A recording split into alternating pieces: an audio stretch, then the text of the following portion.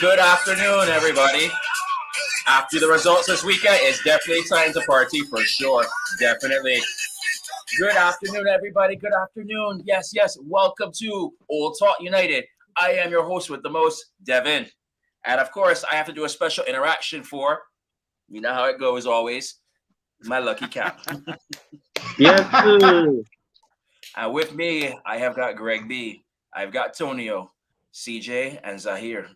Gentlemen, how are you doing this evening?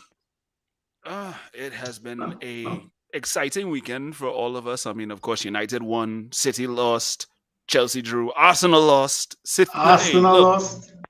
I mean, Life is outside good. of football. Greg, What's that? Greg.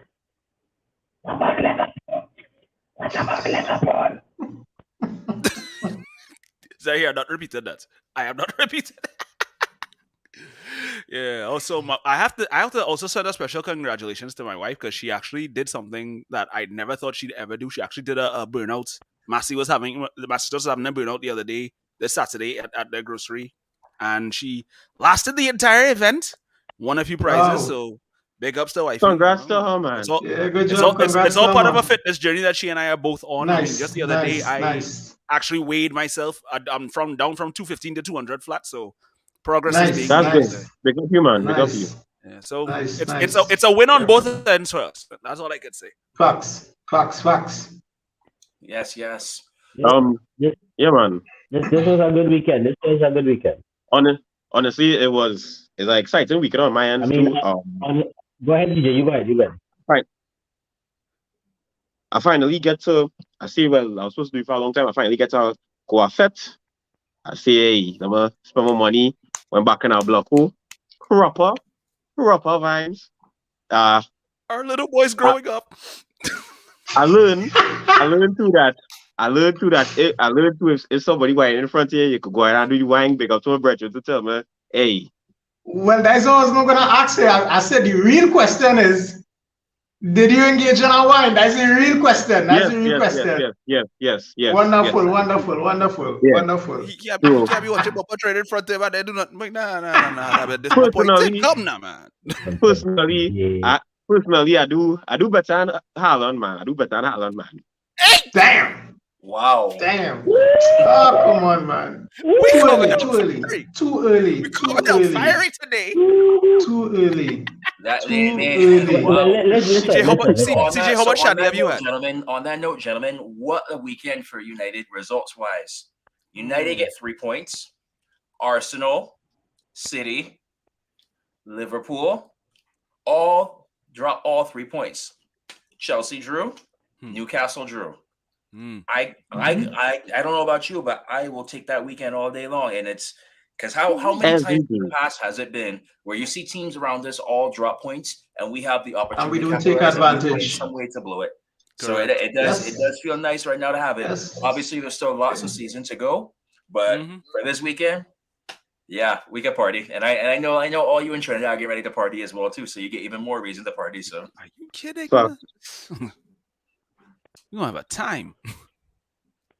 Look, this was a fantastic weekend for the men's side of the thing. I mean, there's only one thing that sort of kind of spoiled it a little bit, and that's the red card incident, which I'm sure we'll get to at some point in the program today. yes, we definitely You know, will. before- We're going to get to that point as well in this show. Before as well. I go further, I wanna shout out a couple of people. I mean, I can't do like Greg and shout out my wife, so I'll have to shout out the many potential wives in CJ land who just make up his mind. So shout out to all our CJs. Me? Hey, look. CJ. Look. Hey. I also want to shout out.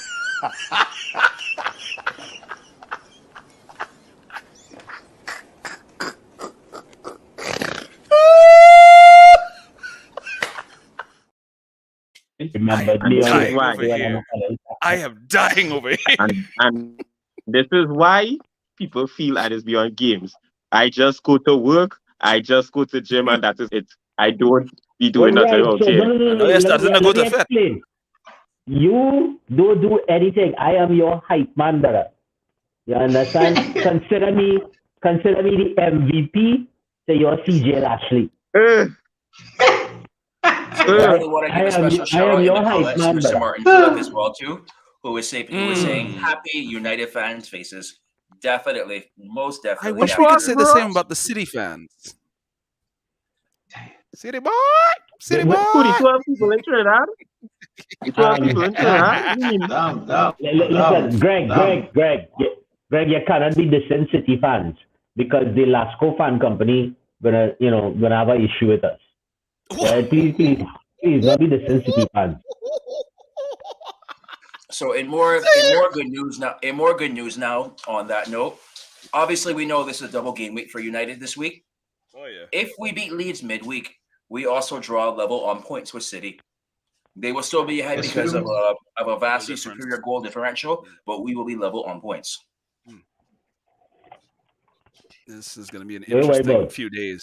This is going We to definitely will be an always be ahead of them. We'll always be ahead of them on a vastly superior trophy differential. So don't worry about it. Put your UCL medals on the table, people. So All I gotta overall, say- I honestly, Sorry. so there is one thing that I wanted to bring up, that especially for one match in particular, which the match that probably stunned me the most, the first match of the weekend, Arsenal-Everton. I did not expect the new manager bounce to happen again in the manner that it did, but after Arsenal coming off such a high after defeating us, obviously, I mean they lost to City in the cup competition before. I'm trying to, I really thought that they were going to come like ready to go in this one, and to see Everton, they changed their whole system play. Sean Dyche came in, and they look like a completely different side.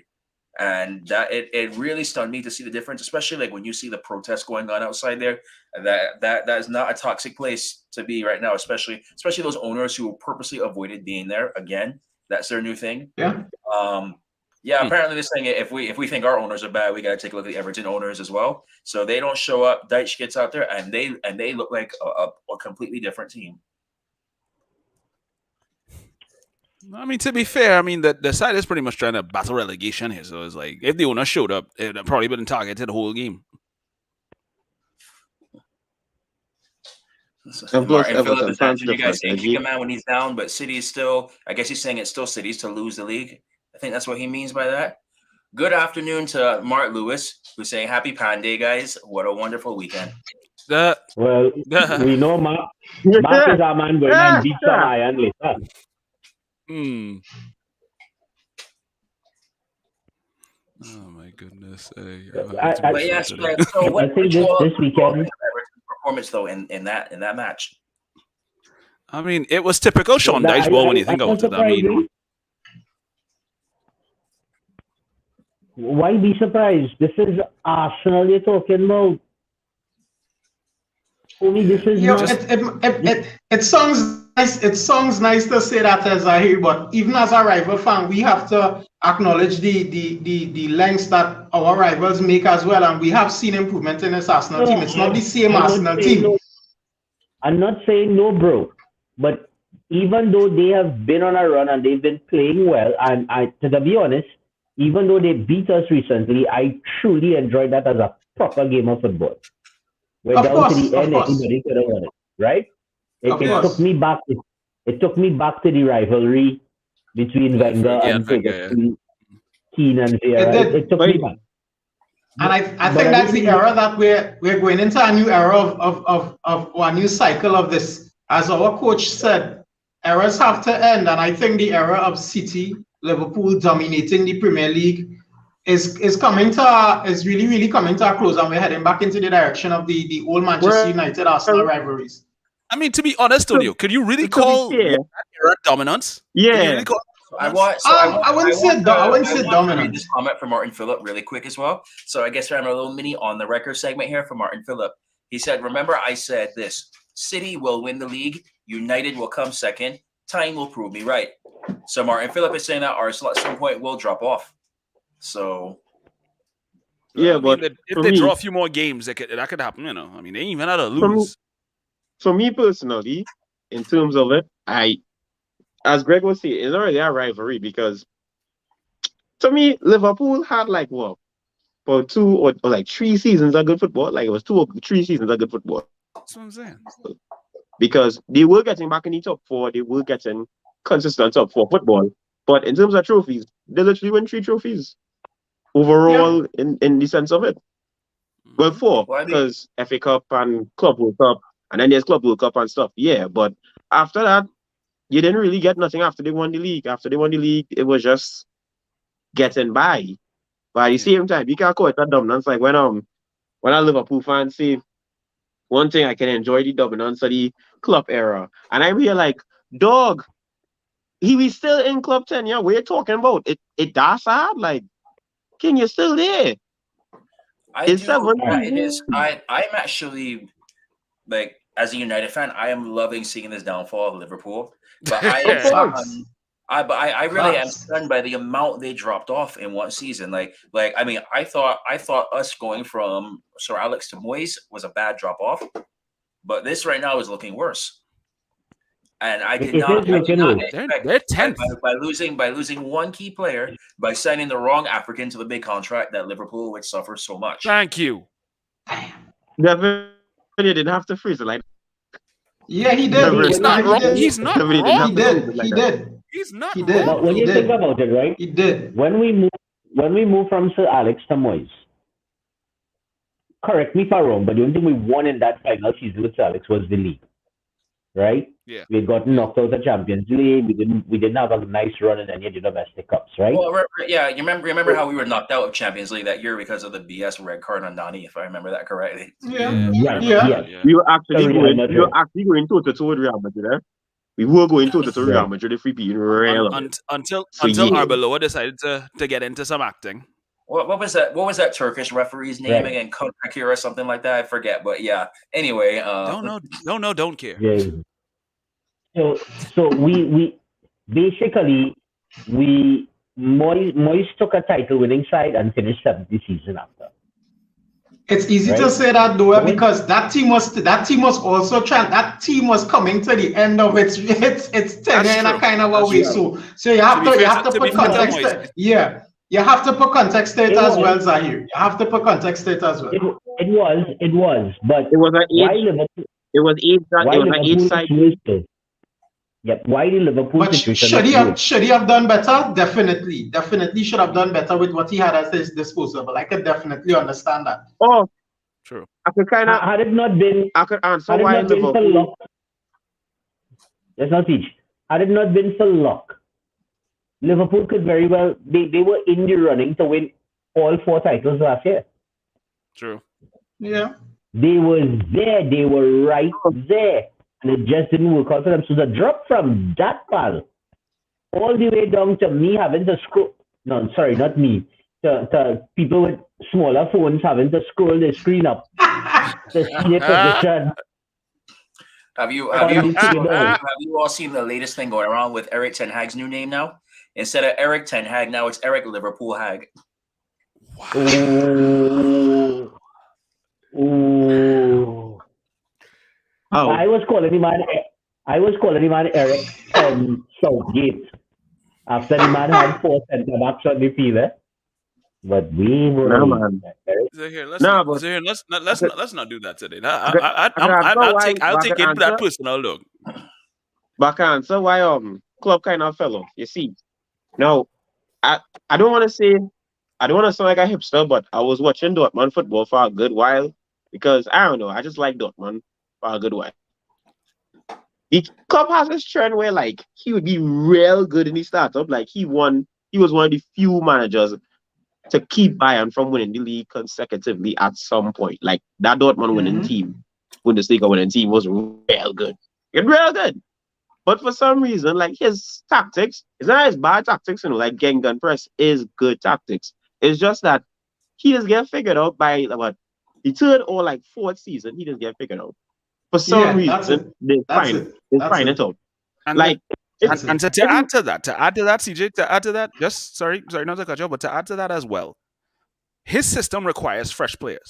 When these players start taking That's on what more I was not age, going to say. they may That's not it. necessarily That's it. exactly. they may not And be able what to man keep up said, the same and momentum and intensity. So when you have people like Thiago who could barely stay on the field to save his life, Joel Matip who basically can't run, Virgil van Dijk, the less said about him the better. Trent Alexander-Arnold who can't defend. It eventually takes a toll on you, and these results in itself It does. rear their ugly head. So there's What an today? exposure. So on that note, you're mentioning fresh players.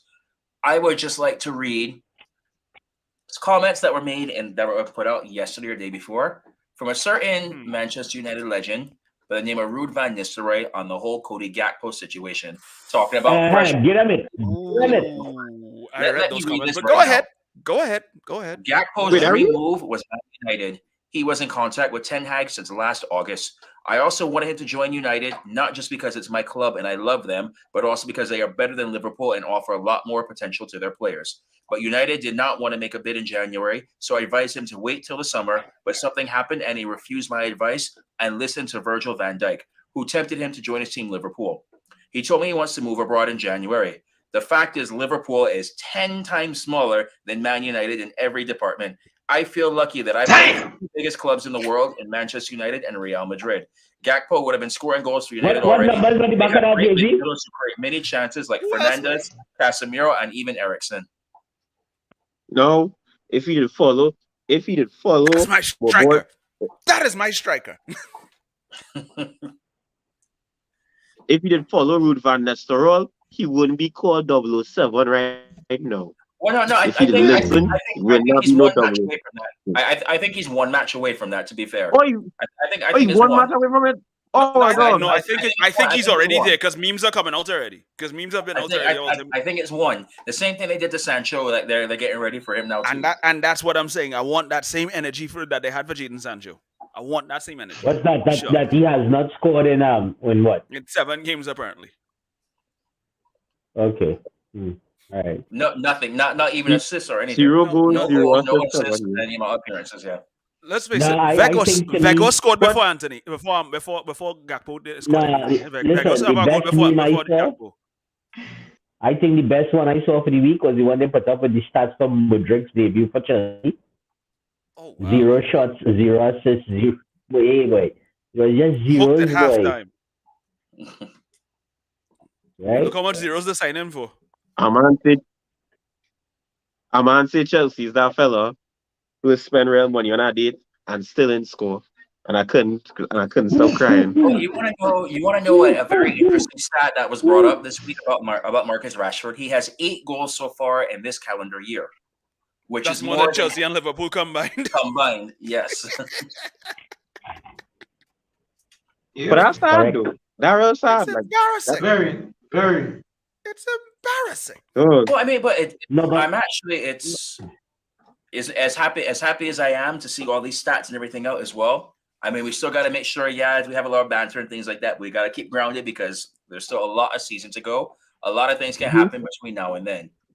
But to say the least, I am going to enjoy this time that I have going right now. United's doing well. We have a good weekend. We can finally celebrate this club doing well. We need to keep this momentum going now into our next matches, which is Leeds twice and Leicester. Now, the Leeds games are like derby games, huh? Yeah, that's true. yes, the war for the roses. Definitely. Yes.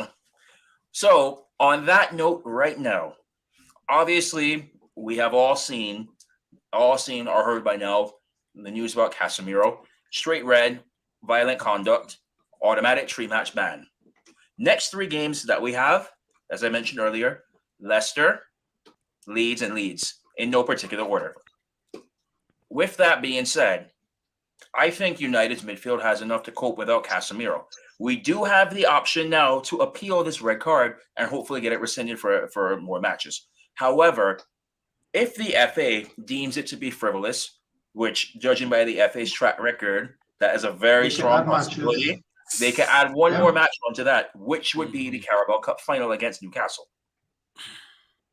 So here is the dilemma now that we see. Is it worth it right now to actually appeal And then, even though we've obviously seen what happened with Fred and Ayew, where it was almost the same thing and nothing happened with him. Obviously, you can go in that. You can use different angles to show different things and whatnot. Is it worth the risk to put in this appeal just to have him show up for these matches, which I think we can win without him, or potentially he can miss out on the Carabao Cup final because they deemed it frivolous? Also, keep this in mind right now. Honestly, I have one more thing. Listen, let him finish, CJ. Let him finish. If you leave everything as is right now, you let Casemiro serve those 3-match bans, his next appearance will be on the 16th against Barcelona. That gives him 12 days to rest up, and any 8 hours on his body recover, and also focus purely on the game plan for Barcelona. So I want to leave this to the panel. Is it worth appealing his red card for Casemiro? no. Good, CJ. Honestly, because it's like I would have been scared a little bit, but because when I get it red, I was a little vexed. But then I said, but wait, who's the next 3 games? And I see his Leeds twice and his Leicester. I tell myself, lads, his Leeds and Leicester, dog, like, stuff is all right. I not underestimate any teams, but if you watch it, look at Sabitzer. We have Sabitzer. For me, I see these 3 games with Casemiro offers not only him getting rest, but with Sabitzer getting accumulated in the league in the best way possible. Because in the Leeds game, I feel with how Leeds leave spaces and their midfield isn't as tough as it is, Sabitzer with his hard work is going to run all over Leeds. Same with Leicester. And if you have Sabitzer who gets those 3 games and he actually starts firing, and you don't really miss the appearance of Casemiro, then in my eyes, when we come back, that means we have 2 good midfielders who are ready for everything. And when you have that, you can beat anybody. Because if we're being very honest about it, Casemiro has played a lot of games. Too many games, if you ask me. Let him rest. I mean, if you let him rest, you get more out of him. I think a well-rested player is more than a player who could have longevity and stamina and could play all these games. No, let him rest. We have Sabitzer for that reason. And if we saw the 20 minutes Sabitzer got, it was a very impressive 20 minutes. The man was really good, I find. So yeah, that was just my take on it. Well, I could understand what you're saying, CJ, and ideally, based on those circumstances, it definitely makes sense. And I would have the same ideology as you, as in terms of Sabitzer will definitely come in. I think we have to look a little bit past that, in the sense that if something happens to Sabitzer, then I think the coach himself will have a contingency behind that as well, just like he had a contingency to deal with the lack of not having Christian Eriksen as well. He went to the Brazilian midfield of Casemiro and Fred, which he know in a sense it works. So I was a bit pissed at him for that, and the reason I'll tell you why is because we could have been doing this all along, giving Eriksen rest. He didn't have to be playing game after game. There are games where he could have not been in it and played that same midfield, because clearly we may lose a bit of creativity, but clearly it is something that was still working. But I mean, nobody is perfect, but definitely whether it be Kobe Manu or Zidane Akbal, there will definitely have to be somebody in behind Sabitzer, who I definitely believe is going to be starting the next 3 games. Coach said he is fit and ready to go. Whether he is match fit is something completely different as well, because I mean, he's not to say he was playing every game for Bayern, was he? So I guess it's a wait and see. But the 20 minutes that we saw was a definite was a positive. Was a definite positive. Good afternoon to Peter Lewis, and for everybody watching right now, please do not forget to like, share, and subscribe on YouTube. Do not forget about our giveaway. We get to 2,000 subscribers by the end of the season, and what better time to reveal once again? You can have this on your wall. We get to 2,000 subscribers by the end of the season. That gets given away to somebody here. So with us playing Leeds again now, thank you, Leeds, for Eric Cantona. And that could be on your wall for next season, bro. Oh man. Zahir, you want to take this one, or you want me to go? What is that? The Casemiro? Yeah. Should we appeal it or not? I understand the point CJ making. I fully understand, right? However, my thing in this is we taking too much shaft and people getting away with it, boy. Right? And the manager's big issue with it wasn't that he felt Casemiro was right, Is that yes, he crossed the line, but We getting the shaft. Other people crossing the line, things happening to us, and nobody getting penalized. And the Carroll should have gotten a goddamn straight red card for that tackle Yep. on Ericsson. Right? Agreed. Things are happening to us, and we taking the shaft. So the only reason I want to say, well, one of the reasons I would say protest is, I'm sure the club's legal department going to examine this coming and going. They're going to sound it out. They're going to see how, what the feeling is if we can get it reduced. Even if we appeal and we get reduced to 2 instead of the 3, we can say, here what? We'll take that. Because the other thing I'm looking at, on the 12th of February is the second game against Leeds. We're playing them away. Right? In that game week, both Arsenal and City have a double game week. Arsenal has to play Brentford, City has to play Villa, and then they play each other. So we have to make sure we're in a position to capitalize on one or both of them dropping in points in that game week. Because regardless of how the game against each other goes, one of them or both of them dropping points. We have to capitalize. That game is crucial. I want my best team on the field for that Leeds away game. Right? So if we think Sabitzer could do the job, we'll get to see this Wednesday when he makes the start. Right? But I really would like to have, if we confident, if the club's legal department feels confident that they can get this overturned, then go at it, because then we'll have Casemiro. He could sit down and rest for the first Leeds game and play the away game for like here, then rest against Leicester, because here's what, he man is a former Real Madrid man, That man don't need to prepare and rest for Barcelona. Them born ready for that. He and Rafa Varane have enough experience how to beat Barcelona. They're ready for that. We don't need to get them ready for that. They're ready.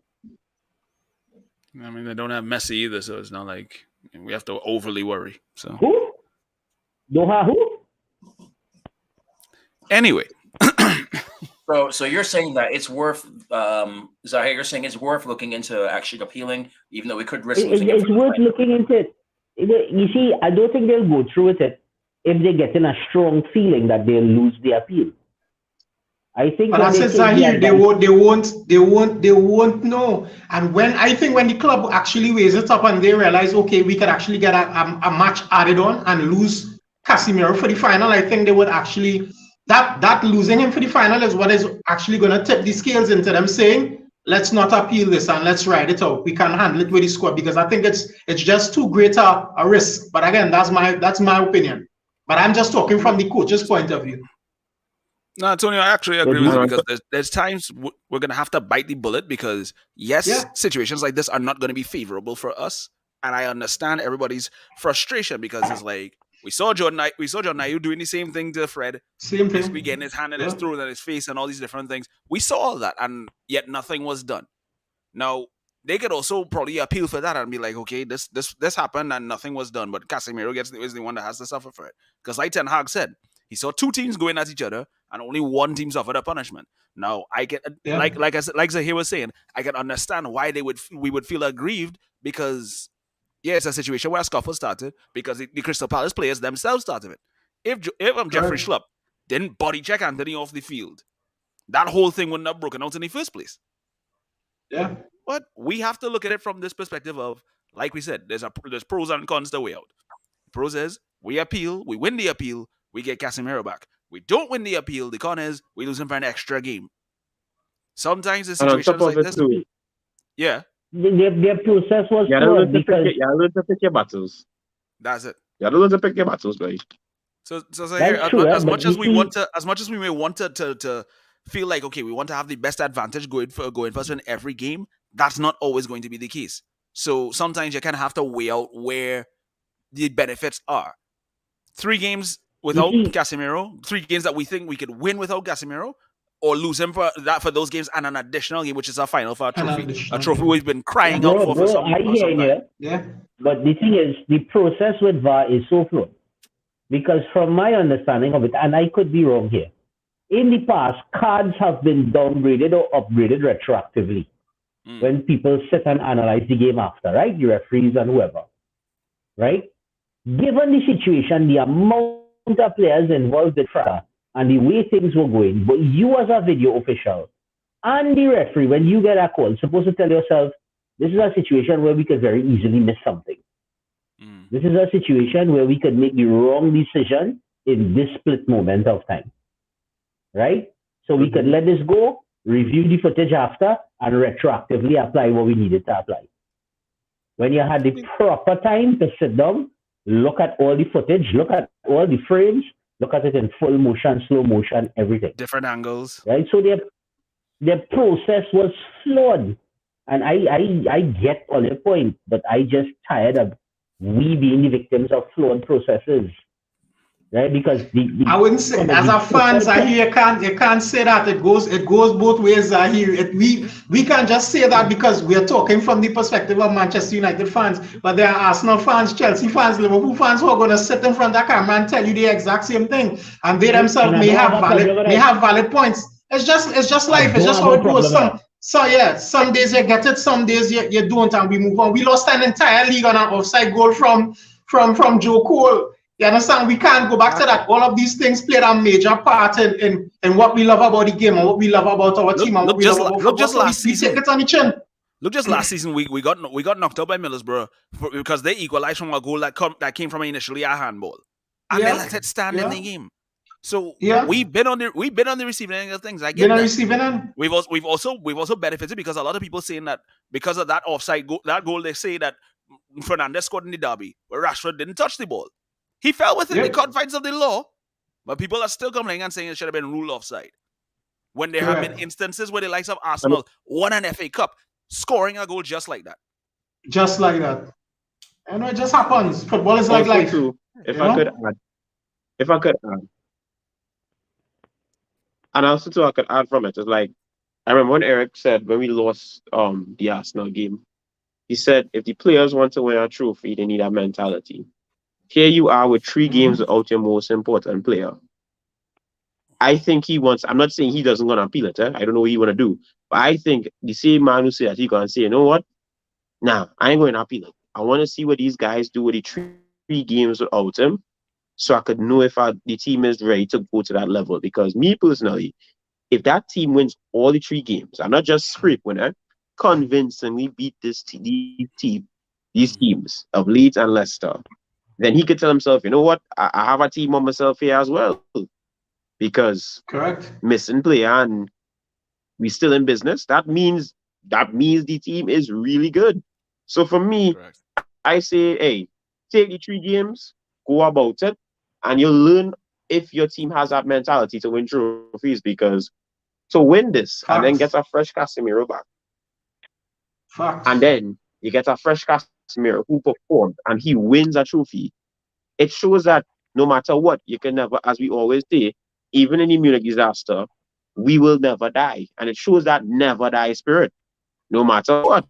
So I think the guys, although yes, they're upset about it, even on social media, you realize on social media, with the red cards, all of them were talking shit on social media because they know to themselves they're there for each other. David here quoted Jose out here. I tell myself, yeah, man, the side of fees. The man say if he speak, he'll get in trouble. And Bruno, who always on social media whiling. And you know things are going well, especially when you have that one idiot Gabby Abunglahor making his outrageous statements about United just for views. You know, when you have things like that, things are going well. But yes, Devin, I'm going to say this. Devin, I need to get this off my chest. Gabby Abunglahor is not a clown. He is the entire goddamn circus. No, Greg. Let me talk about it, and I don't care if anybody see this, right? I want to see it. Gabby Abunglahor talking about Casemiro, so supposed to get arrested. My guy, you stole a Premier League contract with a TT Pro League Sunday level form of all your years. Don't tell me nothing about stealing. Don't tell me nothing about no crime. Personally, he lied his resume. Because ain't no way. I never hear nobody say, hey, remember when Gabby Abunglahor do this or that? No. No one remembers that guy. So I don't know what he's talking about. I think more people remember him for when it was a charity match. I think Stilian Petrov's charity match where he went and he fouled the One Direction guy and injured my the guy. God.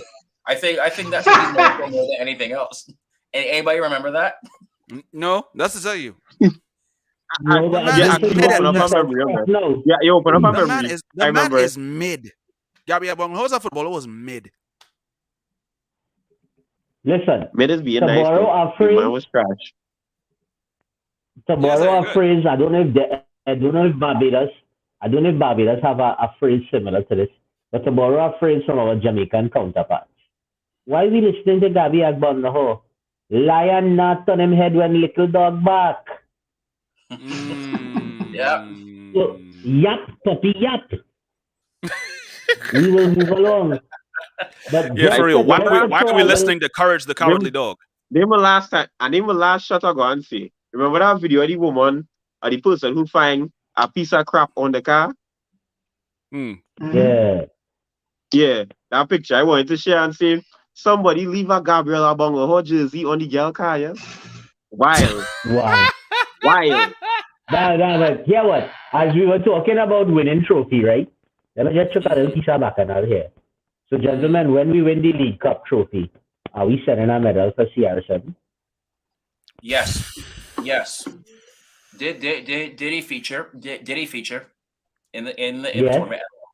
Then, if he featured and he meets the guidelines for a medal, he deserves that medal. That Who, first it's that Martin? game, I can't even remember you featuring. Who, Martin? I think By he the way, played- I No, know. not I know Dubravka, Ronaldo. Happy birthday to Ronaldo. Today's his birthday as Ronaldo. well too. No. But besides that, Oh, yes, you- if he falls in the guidelines, if he falls in the guidelines of earning a medal by the rules, he deserves that medal, and yes, it needs to be sent to him. I hope this ship it via DHL or some of them companies where get lost in translation or something like that. Just let out that could fall at the bottom of the ocean. Please. Don't live like that. Please. Hey, Please. hello. It's going to be lost just like the man's career now, right? The end of his career. Right? Oh, Well, yeah. and like I Just don't. give and- the man a break. Well, I mean, Give the man a- you all brought the man's name up in here, but regardless of what, like we all feel, I know emotion's still high on this one, but let's not forget the way Roy Keane left the club as well, and he's now praised as a legend like he should be. I think Ronaldo will be in time, but it's going to take quite a bit of time for it to get there. So again, if he deserves, if he in the guidelines, if he deserves a medal, he gets that medal, and you treat it that way. You go with dignity. They go low, you go high. It's as simple as that. And honestly, if he get him medal, I'll be happy for him. I'll say, hey, you're welcome, eh, boss? You're welcome, eh, boss? Yeah. Hmm. I'll tell him, take this disrespect. Take this disrespect. And I'll hand it to him in his hand, you know? Such a disrespect. Hold this medal. Take that disrespect. Wait, I have a better idea, fellas. Let me send the medal for PS Morgan and tell him call the man for next interview. Present him with the medal.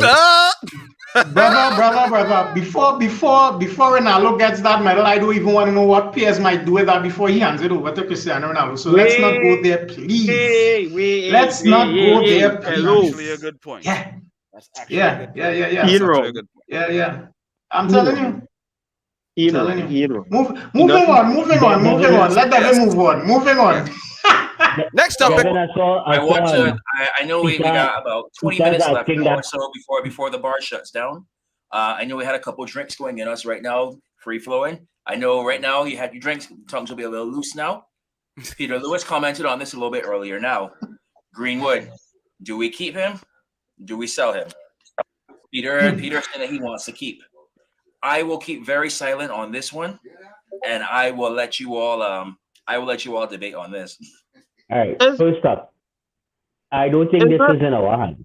And by our hands, by our hands, I mean the fans, the players, the management, or the owners.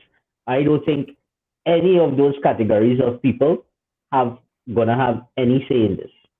This is all going to come down to whether our sponsors are comfortable seeing their branding with his name on it being worn by him. And if so much as one of our sponsors say they're going to pull out because they don't want their brand associated with him, then I believe the club is going to terminate his contract. Because the thing that people don't seem to be focusing on or remembering. Dropping charges does not equate to you being innocent of what you were accused of. Yep. Charges can be dropped for a multitude of reasons. You could drop charges as they are intimating here that they no longer have the corroboration from certain witnesses and they're not willing to keep standing by their statements. So you had to drop charges. Right? Yeah. As far as I recall, Devin, at no point in time since January 22nd, 2022, when this broke, so now when he issued his statement stating he's happy to have this behind him, did the young man ever issue a statement protesting his innocence and claiming that he didn't do such? At no point did he do that, right? Because of the nature of what was presented and put out in the public domain, it is going to be extremely difficult for anybody to 100% with certainty say he was set up, he was framed, he didn't do anything. Right? Because we will never know. So I think this is going to be taken out of our hands personally as a fan, right? The young man clearly has a problem and there are things that he needs to be helped with. He's not the first and he will not be the last. Right? We have made the steps before. I've read somewhere where and I don't, this was not corroborated, where it is alleged that Sir Alex called him, reached out to him, spoke to him, that he told Ten Hag he did such. And Sir Alex's reason for that was that he had a player with an issue like that to deal with in his tenure. Right? And he went no further than that. Now his tenure was 27 years, guys, so that could have been anybody over that space of time. Right? I think if it is, the club is ultimately going to be put in a position where we have to let him go. I think the right thing for us to do now, while he is still under contract, is get the help to the young man that he needs. Get the young man's mentality back on track, get his social and behavioral adjustments done, set the man up so that if he cannot continue a career by us, he can continue it somewhere else because the man has come through our system. He is our product and he has contributed to our success on the field of play. So I think we should do right by him. Yeah. Also too, I think like with the whole situation, I have said it best. Knowing people, talking to people who know people about the attack that happened to the young girl. So to have a conversation, right, you have to have a lot of respect, a lot of sensitivity about it because yes, he is a footballer, but you have to understand at this point, it's more than football. It's not just a footballing issue. This is a real life issue. This is very much a social issue, a legal issue. And as a fan, yes, it hurts, but you have to be very careful about this. It's not about taking sides. It's about seeing what is there and being very aware of it, of your surroundings, aware of the people attached to it and what it is. Now, as Sahir said, we have to understand this. Mason Greenwood, when people heard the news, people instantly were like, hey, get him back on the squad. No. The one thing that boy needs, and he needs greatly, is that mental help. He needs that mental. Because you can't just put somebody in a situation where, okay, this is dropped and people think, well, life goes on. Life could never go on. Everybody affected with this case, their life is not going to be the same. Their mentals is not going to be the same. And the more you see it, the more you can say, yes, we need to see the humans, then we need to see the situation. Because at the same time, it's a story for footballers and young up-and-coming footballers to see that, listen, your choices very much affect your career. It affects you as a person, and it's why I often tell people in the sports world and in the life world and in the professional world, we need to make sure that people are proper human beings and know what it is before they are professionals, because it's why you get stories of football players losing everything they have at such a young age because they're not a proper person. And if you don't get, I'm not saying Mason is a proper person, but with this whole situation, even if we move on, you want him to be a proper person. You want him to make better decisions. And Right. as a fan base, we have to be very, very, very, yeah. Let me parallel this a little bit fair with the education system here. Children have the opportunity to leave school after Form 5, right? And after Form 5, you could go on. I mean, you might get into a full degree program, but you could go and do some sort of tertiary studies after Form 5 now. As opposed to staying for 2 years in secondary school in Cape, right? There are a lot of instances and a lot of cases I know where children have left after Form 5 and mentally cannot cope with what they have to deal with at tertiary level. You see that 2 years in Cape, that is the preparation, not just academically. That helps develop your mental skills, your social skills. And we're seeing it now with children who did not have proper preschool exposure and infant class exposure over COVID because they were on virtual education. So they didn't learn how to interact with classmates until they went out after COVID. So a lot of the development and the things that we needed to teach them between ages 3 and 6 that could not have been done in virtual classes, now flaring up in situations in classrooms. Exactly. So we have to deal with the young man. And here's the next thing. No matter what, this will fracture our dressing room. Because there is nobody who can convince me that players on this team will very well know whether the young man is guilty or innocent or did it or didn't do it. Because they were friends. They were his confidants. And obviously there's confidentiality issues, so nobody's going to come out and say anything. But for people who know this, and for you to welcome him back into our dressing room, these are guys with wives, with daughters, with sisters. This is going to cause major friction. Throwing this young man back into the dressing room right now is literally like you're telling Eric Ten Hag, boy, we out to kill you this year. It's true. Well, because I think we really need to look at it from different sides. Sorry to cut off here. I know sure, go ahead, Devin. But I do want to also say for anybody who is watching online, feel free to leave your opinions in the comments as well. Go ahead, Tonio. Yeah, bro. Just to bring it back a bit, we have to, when we look at things pertaining to the club, we tend to only look at it from the fan perspective, and we don't look at it holistically, meaning on a human basis, on a human level, because at the end of the day, no matter what these players are, no matter how much money they make or how great they are still and only human. And I think a lot of things have to be taken into perspective, especially his age. He's not 26 or 27, and a full adult with a full mentality, knowing how to live and survive out there, and then making these. Well, we can't even say it's alleged what it is that he did. So what I would say specifically is that from a fan perspective, of course, we'd like to see him back on the field for Manchester United, but is that the most important thing? That's the real question. There's a moral aspect to it as well. And we as fans can't negate that or just ignore it just because we want to see him back on the pitch.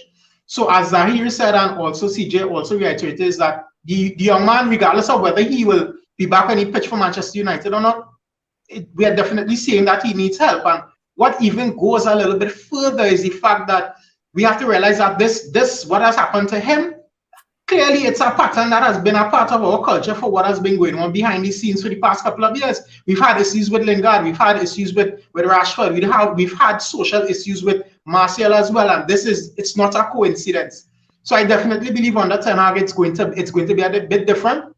I would love to see him back as long as he's getting the required help necessary, because I believe his age is an extremely big factor in all of this. Because as I said, he hasn't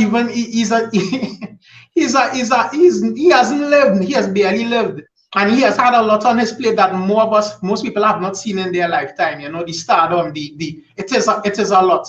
So does he deserve a second chance? Everybody deserves forgiveness, I would like to believe. Does he deserve a second chance? Yes, I believe he does. Is it at Manchester United? That is the real question.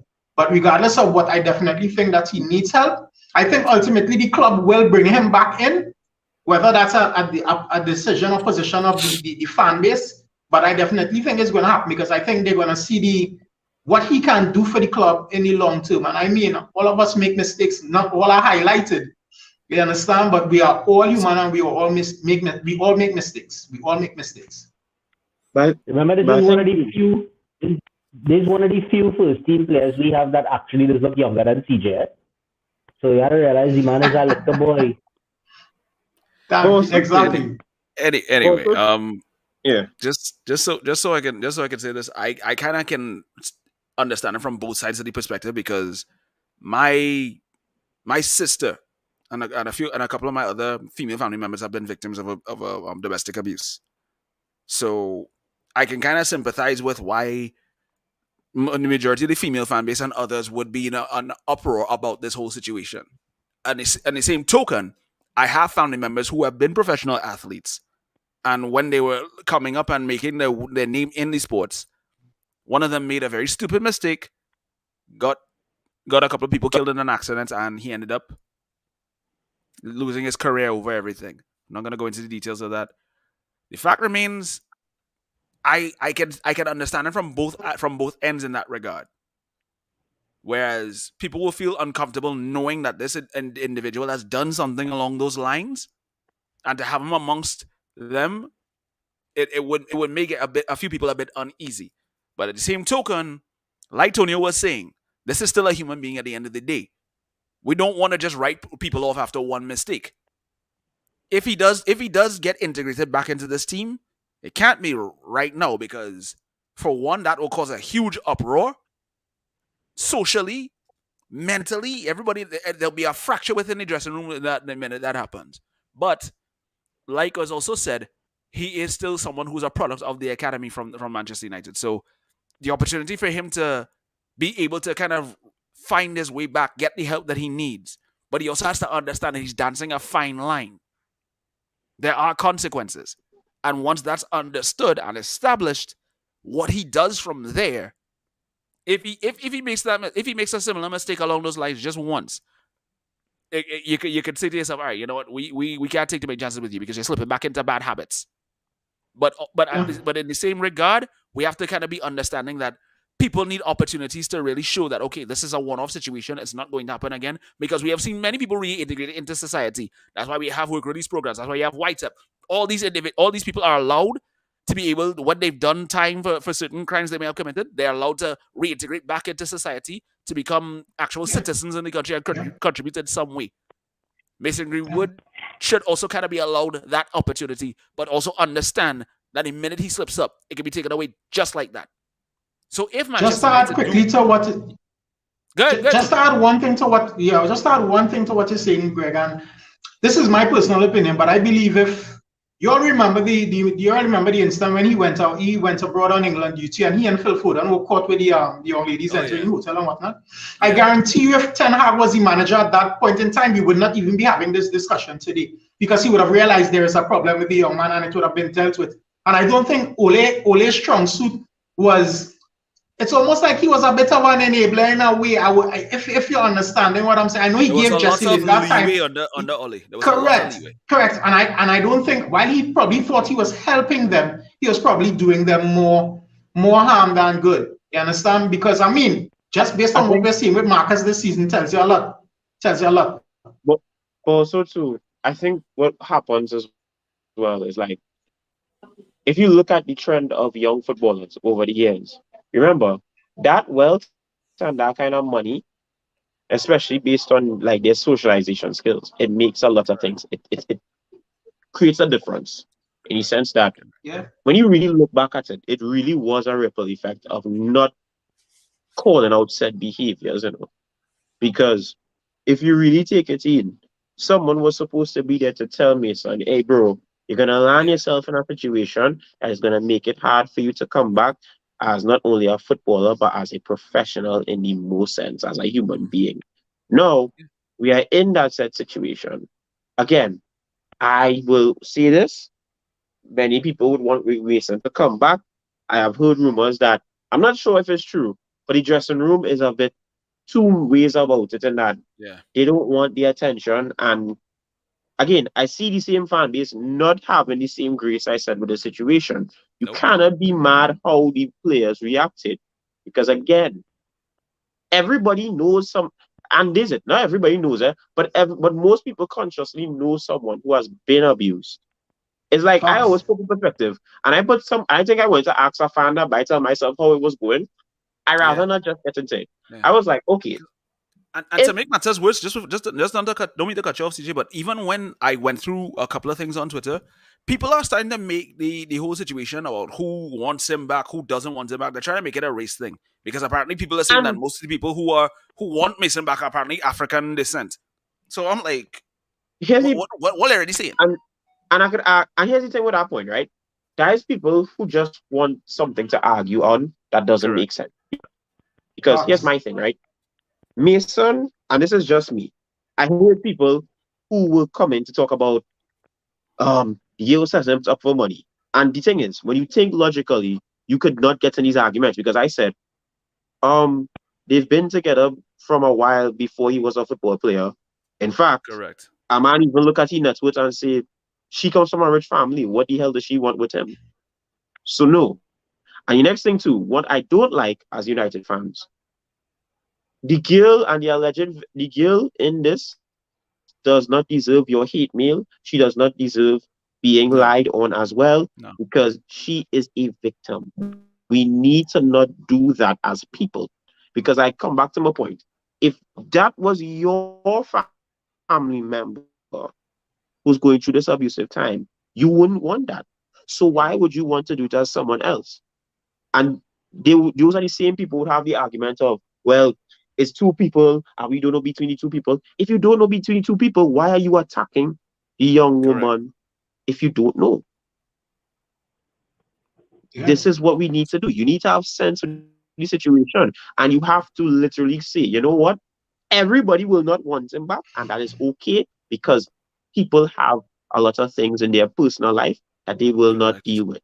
If this team does not want him back, then we have to call and United have to make the decision. It's too risky. As fans, we have to say, you know what? We cannot do anything about it. It's sad. And again, as I always say, it's a lesson I think everybody within the situation and out of the situation has to learn that a lot of times we need to put our hands around these young players and tell them, we love you, we like what you are, but we need to see you be a proper human being before you can be a proper Be footballer. And I think that's what's first missing and in football foremost. because the example of Eric Ten Hag, Brother, that the not missing example in of football Eric Ten alone, Hag brother. That's missing in life on the whole. That's missing that in life, life on the whole. yeah, life, that is life. Ultimately, if I can just wrap up here real quick. Ultimately, like I said, it really is down to the club to make this decision because we cannot allow the fan Exactly. base to kind of divide this because no matter what side, you're always gonna have this great divide. No Yeah. matter what decision is made in some circle, it's going to be an unpopular decision. But the pros and cons have to be weighed out correctly, properly, and I'm hoping to God that the so-called investigation that the club is planning to do is a proper and thorough one, because Yeah, there has to be some context, there has to be some sort of accountability on everybody's parts, Mason, Harriet, whoever else is Facts. involved. And the It cannot clubs. be, yeah. It cannot be a half-assed thing, and everybody just palms it off and say, okay, we did this, we checked that, and there's other stuff that's yet to be uncovered that Address. leads to be addressed as well too. So yep. from here on in, like I said, should they choose to keep Mason Greenwood, they have to handle this situation delicately. If they don't, then we just have to kind of respect the decision no matter what, because it's a decision that ultimately needs to be made one way or another. And Gentlemen, we're And getting to again, that time right now where we're getting towards the last call. So before I have everybody go around and say their last Yeah. thoughts, I've been back and forth on this decision. Like so much. Like it has really bothered me with debates. I've heard both sides. I've tried to look at it from both sides. And the only thing that I have come up with is my decision is whatever Ten Hag decides to do. Yeah. With that being said, well, before we go do this right now, let me read this comment from Martin Phillip. Gentlemen, have the fair play rules changed to accommodate Chelsea? Does anyone on the panel have any information? We probably know as much as you do, and we're probably all wondering the same thing about that. I think there was something. We are all baffled by that spending.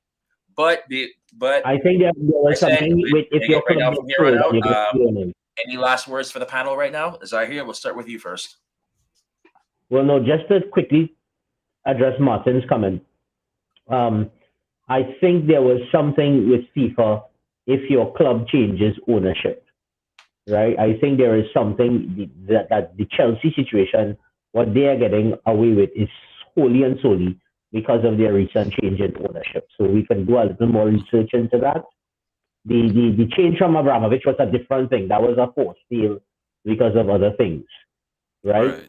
But the fact that a new owner has bought them is why this is, I think, being allowed to happen. But I can get some more research done on it. Gentlemen, thank you all for having me as always. It's been a wildly unresponsible, reckless utterance of mischief-causing mayhem, right? As I enjoy it fully, I expect that we are going to get our 6 points from the two Leeds games. I'm going to go bold and say 3-0 in both games. Fair. That's Who it. got next? All right, CJ, we'll go next. We'll go around the horn. In spite of it all, I think we are seeing. I've learned in this whole season that with change, it's not always a perfect thing. You're going to be hitting strides, and then you will have things that will knock you down. But I think United is showing the embodiment of life in itself. In that, when you have times when you're going to win, there will be new challenges around the corner every time, especially when you're trying to be better. So for me, I think from overall, yeah, you are ease up, but at the same time, when you're changing, when you're reinventing and getting to your better self, it's not always going to be easy. It's not always going to be straightforward. And as we just always say, football is life. And that is all I could say. Football really is life. Essentially, for me, what I would probably want to end on is the fact that when things happen within your club and you change managers, you can feel the difference and you can feel whether something is really going to change. And 5 months ago, I basically said Ten Hag will need at least about 4 to 5 months for us to realize what it is he's actually doing. But what I think is even more important is that having a balance of a manager who's a good human being and a good manager as well, that is something that we haven't had since Axel Ferguson, if you really think about it. We've had managers who've probably been good men, but not that good of a manager. But now we have a complete balance. And I always say that a club is a reflection of their manager. Tough grit. That's exactly what we saw from Everton and with that beautiful victory against Arsenal. That's what Sean Dice brings.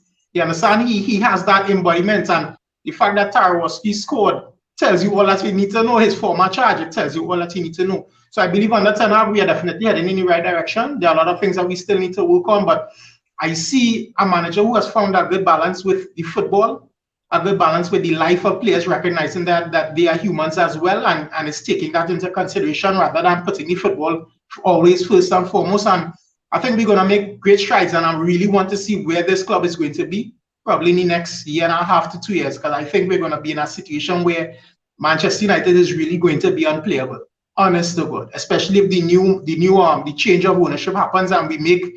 Because even if we change ownership, we won't be buying like the way Chelsea is buying, even if we have the opportunity to do so. We know this based on the manager that we have. He's picking the players who are right for the teams. He's only picking captains, mentality monsters, if you're not realizing. And it is just good to see. And we are finally getting back to a place where it's good to be a Manchester United fan and say, glory, glory, Manchester United. God damn it. Greg, it's going to be hard to top that, but I know. I mean, let's face it, Antonio set the bar pretty high. All I can say is I think that before Erik ten Hag came into this job, I think he knew he was going to be in a baptism of fire. So he recognized that and basically acclimatized himself into thinking, all right, how do I deal with this? Because I know people are going to ask me about certain things. From the first press conference, when he came on with the mindset and saying that how eras come to an end, I said, all right, this guy ain't coming to play. So my only concern from there was, how are the board going to back him properly? Because you can't be having the man making statements and then just have him giving him half-picked duck for players.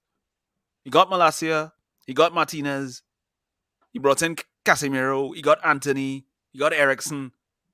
And I'm like, this man gained some quality in his side, boy. Obviously, it needed time to gel. And then, of course, we had Mr. Prima Donna himself to deal with. I'm not mentioning his name, but Thank you. the fact remains is that the way that Erik ten Hag has navigated through these things shows me this is a man understands not just football. He understands life. He understands how to deal with the media. He understands mind games. So Alex was a master at mind games.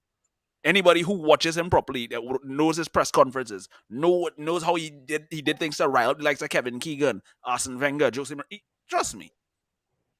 And Ten Hag is showing me the mold of someone who he may not have the same charisma as Sir Alex, but the man knows how to work his way and he knows how to charm people, but at the same time he can be ruthless when need be. As far as I'm concerned, that's what this team has been missing. He's integrated a mindset of, I want everybody to be intense from the word go. I want everybody to be able to play out of the skin. I want everybody to show me that they want to be here. They're playing for this. They're not playing for this. And that's a big difference in the way that we've seen everybody approach. You look at the way that the defense was playing. You look at the way how our midfielders 12 months ago, you weren't seeing that same mindset from some of these fellas. A lot of these times, every time we went a goal down, everybody head drop. Everybody done say, oh God, okay, you know what, let me just see out the 90 minutes and go away. These fellas put more fight in, and it makes me happy to see that we have a proper mindset going throughout this team from the bottom to the top, from the substitutes to the starting 11. Everybody who's playing, we know wants to be here. And for me, I'm very optimistic for the future, and I'm hoping to God that these fellas keep the same mentality, and even if we win some silverware this year, they stay hungry, because it's easy to win a trophy and say, hey, okay, I win something, and drop your hands. But Sir Alex Ferguson had these fellas motivated for 2.5 decades, and when he realized man was dropping, all right, out the door with you, bring in somebody else. That's the mindset that has to be going forward in this situation, because we cannot afford to tell ourselves that things are comfortable. Winning silverware is nice, but winning it consistently is even better. And it shows me that I believe Ten Hag wants these fellas to understand, hey, the job not done because you win one trophy. I want everything. Facts. Gentlemen, it's definitely been an absolute pleasure. It's been a great discussion this afternoon. I definitely love seeing everybody's points on everything. Good afternoon to Carlton and Courtney in the comments as well, too. Courtney was saying the room was not his friend. Hey, it happens to all of us. Don't worry. No Clearly, Courtney and CJ went to the same set this weekend. You got one man drink too much and one man learn to wine. So clearly, wow. The rum and dancer was legendary. Gentlemen, well, for me, for my last comments for today, I know we've been having fun, having talks right now. This is gonna be a little bit of a somber thing for a Sunday, but I feel like it must be said. Anybody know what tomorrow is?